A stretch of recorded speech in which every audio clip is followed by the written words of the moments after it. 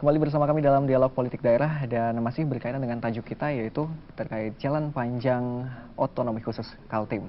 Dan masih bersama dengan Mas Agus dari KNPI Kaltim yang mengetuai ataupun mengepalai bidang hukum seperti itu ya.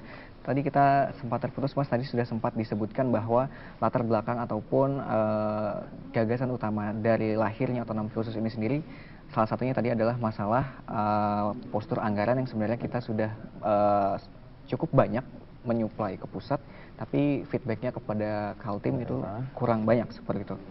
Bisa dikatakan kita feedbacknya apakah tidak ada sama sekali atau mungkin sangat kecil sekali, padahal kita sudah menyumbang cukup banyak, atau seperti apa sih sebenarnya? Oke, jadi bicara tentang kesenjangan ini juga ya, kita tentu merasa sebagai penyumbang terbesar dari postur APBN, tentu kita berhak atau layak lah untuk mendapatkan dana bagi hasil yang cukup ya, dana alokasi untuk dikembalikan ke daerah. Dan rupanya memang saya melihat bahwa gerakan otonomi khusus ini masih menggunakan alasan-alasan seperti itu. Saya kira kita harus mengkaji alasan-alasan yang lebih realistis, alasan-alasan yang benar-benar lebih meyakinkan pemerintah pusat untuk bisa memberikan status kekhususan buat Kalimantan Timur. Artinya di sini kita tidak hanya melulu masalah anggaran yang menurut kita sudah supply besar, tapi kita feedbacknya kecil. Berarti ada hal lain. Coba dieksplor alasan-alalan lain, dan saya kira ini memang tidak hanya masalah anggaran semata. Karena kalau masalah anggaran semata, kita sudah pernah melakukan uji coba, uji material terhadap Undang-Undang nomor 33 kemarin kan di Mahkamah Konstitusi. Ada hal lain yang sebenarnya bisa kita jual kepada pemerintah pusat untuk bisa menggulirkan otonomi khusus kita. Tentu kita tidak mungkin melakukan perlawanan bersenjata seperti yang dilakukan oleh Papua dan Aceh kan, itu terlalu ekstrim menurut saya, dan tentu juga akan sangat mempertaruhkan rakyat Kaltim sendiri jika sampai harus menempuh jalan-jalan yang cukup ekstrim seperti itu ya. Oke, baik Mas Agus, tahan sebentar, kita angkat telepon dulu. Halo, selamat malam. Malam. Ya, dengan siapa Bapak? Dengan Roy, Mas. Oke, Pak Roy, silahkan Pak, tanggapannya seperti apa? Ya, Mas Agus Amri. Karena begini, saya kalau mengikuti untuk perjuangan kemarin bagi hasil, saya mengikuti dari nol, Mas.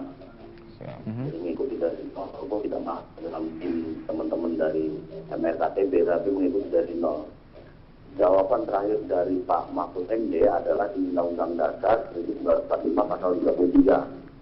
Nah, itulah kalahnya juga di situ. Sebagaimana apapun alasan kita, inti dari jawaban apa pertimbangan hakim MK pada saat itu adalah Undang-Undang Dasar 1945 pasal 33. Kan gitu. Nah, otonomi khusus ini ya sebagai Mas Agus Amri bilang katakan tadi adalah kekhususan kita ini apa kan gitu. Nah, kalau hanya infrastruktur itu saya kira kurang, Mas. Sementara kita memang kembalinya sedikit, menyumbang banyak, kembali sedikit, dan kita mengembalikan lagi ke pusat negara yang silva itu besar juga, gitu loh. Iya, sekarang mau putus bagaimana, dikasih uang banyak kok, provinsi ini dikasih uang banyak, tapi nggak bisa menggunakan, kembali lagi ke kas negara itu, gitu loh. Artinya udah punya silva cukup banyak, minta lebih banyak lagi gitu Pak ya? Iya, sekarang mau dikasih uang banyak segede lemari pun, nanti kembali ke sana kan apalagi gitu loh. Nah, saya bingung juga dari teman-teman KNPI ini yang mempelopori otonomi khusus ini yang apa kan gitu loh. Oke, Pak Roy. Nah, sementara kita mencari misalkan seperti Kalsel, mungkin dia dengan kita lah Kalimantan ini mungkin minta dari empat provinsi ini minta otonomi khusus misalkan, dengan kekhususan kita adalah 1000 sungai. 1000 sungai. Ya, jadi Kalimantan adalah pulau 1000 sungai. Kekhususan kita apa? Ya 1000 sungai tadi dengan argumentasi adalah dengan 1000 sungai ini infrastruktur kita harus bangun jembatan dari ujung barat sampai ujung timur kan gitu. Oke, baik. Berarti itu gitu loh. menonjolkan sumber daya. Kita pilihkan kembali. Sampai kita kekurangan uang, Mas. Baik. Mas Agus Amri kan gitu. Kekurangan uang yang tidak tiap tahun di akhir tahun kita mengembalikan silva itu tadi gitu. Oke. Gitu, Oke, thank you Pak Roy. Ya. Berarti di sini sebenarnya kalau masalah tadi menyoroti masalah anggaran sebenarnya sudah menyinggung silpa kita yang cukup besar nih, Betul sekali.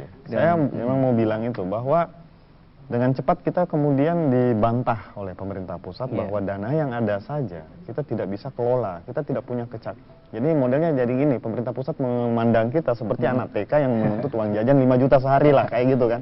Nah, kemampuan jajan anak TK ini paling berapa gitu loh sehari, tiba-tiba kok nuntut duit jajan 5 juta. Nah, maksud saya, kita harus bisa menunjukkan kualitas sebagai orang daerah bahwa kita punya kecakapan. Ini baru terkait pengelolaan anggaran. Itu baru satu hal. Tapi bicara tentang otonomi khusus, itu tentu kompleks. Di sana ada masalah kebudayaan, di sana ada sistem politik, ada kehidupan sosial ekonomi, mungkin agama, mungkin yang dikatakan oleh Bapak tadi bahwa kekhasan sumber daya kondisi alam kita yang begitu unik gitu kan, dengan pulau 1000 sungai. Itu perlu kajian mendalam dan saya dengar bahwa telah dibentuk tim untuk mengkaji itu, menuangkan suatu naskah akademik ya. Saya sendiri belum melihat bahwa naskah akademik itu sementara disusun, belum selesai juga, tapi saya berharap bahwa itu harus benar-benar kompleks, bahwa masalah ini tidak hanya melulu masalah duit. Baik, kalau tidak melulu masalah duit gitu ya, tapi di sini bisa dikatakan sebenarnya masyarakat juga sudah mulai aware gitu ya. Bahkan tadi Pak Roy juga sempat mengatakan sebenarnya masalah anggaran tadi terkait silpa yang besar gitu ya. Ini artinya kita benar-benar membutuhkan jalan yang panjang untuk menunjukkan bahwa kita memiliki kecakapan untuk mengatur masalah itu sendiri. Dan tentunya kalau ingin lebih cepat harus ada perubahan, harus ada upaya lebih keras, harus ada pelibatan lebih banyak pihak, mungkin memerlukan dukungan dari daerah-daerah lain juga yang mungkin punya nasib yang sama dengan Kaltim, katakanlah Riau ya, Kepri di sana yang juga punya postur anggaran yang besar sekali kontribusinya buat pemerintah pusat. Mungkin perlu membangun komunikasi lebih baik lagi di parlemen, di DPR RI kan seperti itu, mendorong undang-undangnya nanti ya.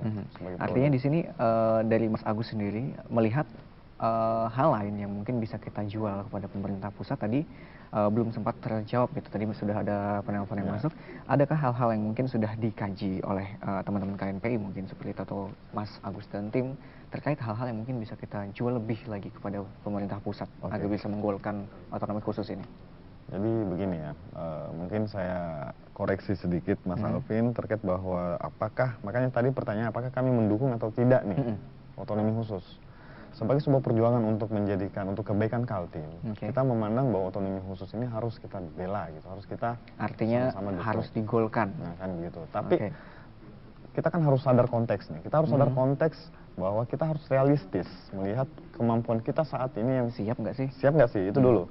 Apa yang kita bisa masukkan sebagai komponen untuk meyakinkan pemerintah pusat agar tidak memberikan otonomi khusus ini seolah-olah hanya sebagai hadiah, tapi memang sesuatu yang layak kita terima, sebuah hal yang urgent, sebuah hal yang memang mutlak harus diberikan kepada Kaltim, kekhususan apa gitu loh. Misalnya, tadi udah dibuat kajian tentang kondisi alam kita, kondisi geografis kita, terus sistem kebudayaan kita mungkin, masyarakat adat kita yang bisa diangkat sebagai katakanlah seperti masyarakat di Papua atau masyarakat di Aceh, sehingga perlu ada suatu sistem hukum sendiri yang diterapkan yang lebih bisa mendorong itu. Misalnya di Bali, kalau di Bali kan ada ada hukum adat juga ditegakkan oleh yang namanya pecalang di sana ya. Tapi mereka juga tidak kemudian mendorong ini bahwa kami harus otsus gitu loh. Jangan lupa loh, Bali itu sangat unik sebenarnya di antara daerah lain dengan segala kelebihan potensi pariwisata mereka, dengan bahwa mereka bahkan orang dari luar lebih mengenal Bali daripada Indonesia. Tapi mereka tidak pernah berteriak-teriak tentang otsus. Menurut saya, mari kita realistis, mari kita mengusung sesuatu hal yang benar-benar kita bisa pertanggungjawabkan gitu. Jangan sampai ketika otonomi khusus ini dengan terpaksa kita dapatkan, artinya setelah kita melakukan perjuangan segala macam, proses lobby dan oleh DPR terpaksa dalam tanda kutip diserahkan otonomi itu, dan kemudian kita lagi-lagi tidak cakap gitu loh, mengelola diri kita sendiri nih ya. Ya contoh kecil lah tadi, silpa aja kita kerepotan menghabiskannya, dana yang ada aja kita kerepotan menghabiskannya. Itu baru satu variabel. Berarti satu hal yang mungkin bisa kita garis bawahi di sini adalah kesiapan. Apakah Kalimantan Timur siap untuk menerima otonomi khusus ini sendiri? Padahal ini kan sedang diperjuangkan, dan apabila goal nanti bisa-bisa kita kan malah menjadi senjata makan tuan gitu, bisa mendapatkan anggaran yang lebih besar dalam tanda kutip tentunya. Kalau mendapatkan otsus nanti justru akan menjadi lahan bagi para koruptor seperti itu. Kita nanti akan bahas ini nanti Mas, kita harus jeda komersial terlebih dahulu. Pemirsa, kami akan kembali sesaat lagi setelah jeda pariwara berikut ini. Tetaplah bersama kami.